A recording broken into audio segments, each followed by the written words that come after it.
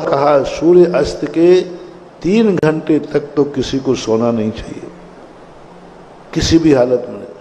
सूर्य अस्त के 3 घंटे तक किसी को सोना नहीं है, मरीज को भी नहीं सोने दो, उसको किसी प्रकार मन बहलाओ।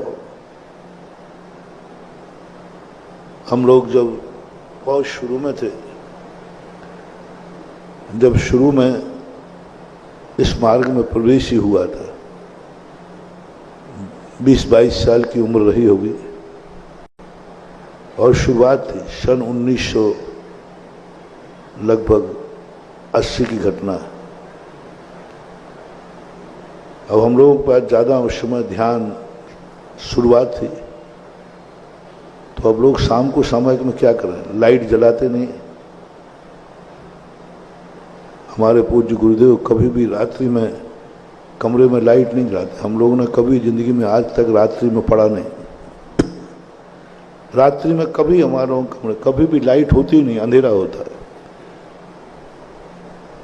कोई लाइट दे, और ना लाइट में पढ़ते, कुछ भी नहीं करते, और कमरे में चलना फिरना तो होता ही नहीं, बस एक स्थान पर सूर्य अस्त होने के बाद बैठ जाते हैं, सुबह होते ही उठते हैं, रात में कहीं जाना नहीं, उठना नहीं, पढ़ना नहीं, लिखना नहीं, कुछ नहीं करना। अब इतनी लंबी रात कैसे गुजारें, इतनी लंबी रातें कैसे गुजारें।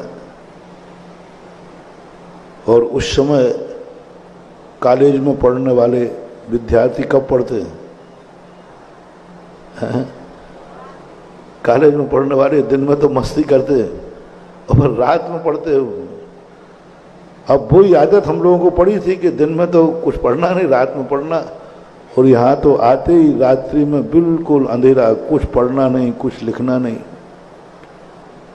तो फिर सोएंगे और क्या करेंगे? फिर तो एक ही बात है कि सोना है। सामयिक करना है तो 48 मिनट की सामयिक है, फिर क्या करें? कुछ आता नहीं, ध्यान कर सकें, चिंतन कर सकें, शुरुआत ही है। तो आचार्य श्री ने, पूज्य गुरुदेव ने कहा, देखो दिन अस्त के बाद 3 घंटे तक तो तुम नहीं सो सकोगे। तो हमने कहा फिर पढ़ने की छूट दो, हम लोग पढ़ाई करेंगे।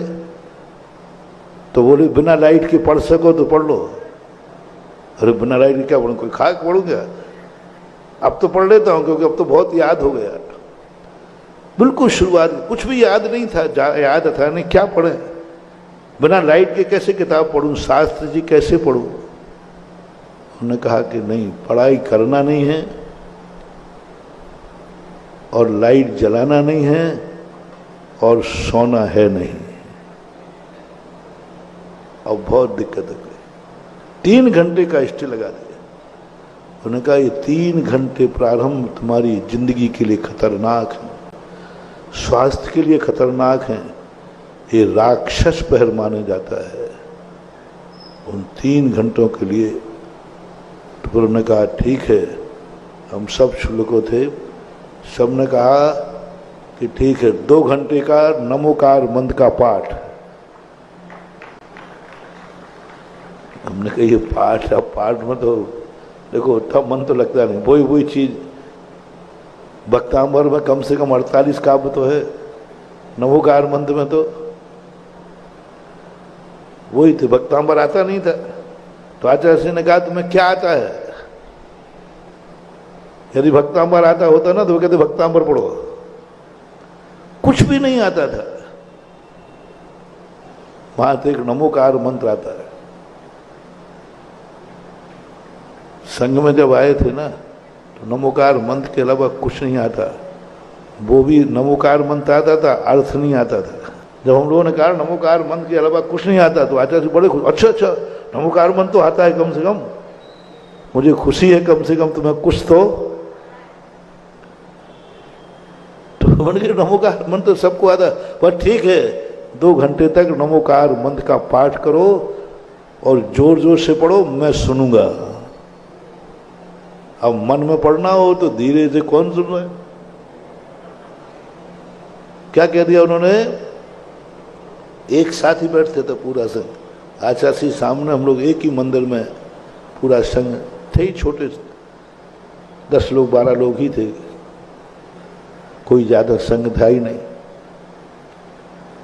आचार्य ध्यान में बैठे रहते, उनके पास तो भंडार था। हम लोग नमोकार मंत्र का पाठ करते थे बारी बारी से, जैसे आप लोग 2 लोग पढ़ते ना, नमो अरिहंताणम नमो सिद्धाणम, तो दूसरा गढ़ नमो आयरियाणम नमो वज्रायाण, पढ़ते रहे। कम से कम ये पाठ हम लोगों ने लगभग 1 साल तक किया। तब तक तो बहुत चीजें याद हो गई थी, बहुत चीजें याद हो गई थी। आचार्य ने पढ़ा भी बहुत दिया था। बोले अब पाठ नहीं करना है, दिन भर में जो पढ़ा है उसको सोचना है, और फिर जो कल पढ़ाया रात में उसको सोचो। फिर उन्होंने कहा कि गाय बनो, जैसे गाय दिन में खाती है, रात में रौथन करती है, रौथन। तुम उसका रौथन करो, जो पीते जाओ दिन भर पीते जाओ, फिर रात में निकालो और फिर उसका रौथन करो। लेकिन इतने साल में आज तक आचार्य ने कभी रात में नहीं पढ़ने दिया, लाइट में नहीं पढ़ना, रात को दिन मत बनाओ। कुदरत ने रात दी है, रात ही रहने दो, कुदरत को मत बिगाड़ो, दिन मत बनाओ रात को। रात्रि रात्रि है, रात्रि में जब अंधेरा है तो देखने का प्रयास मत करो, आंख बंद करके ध्यान करो, जाप करो, चिंतन करो। लेकिन कोई भी ऐसी क्रिया मत करो जो दिन में की जाती।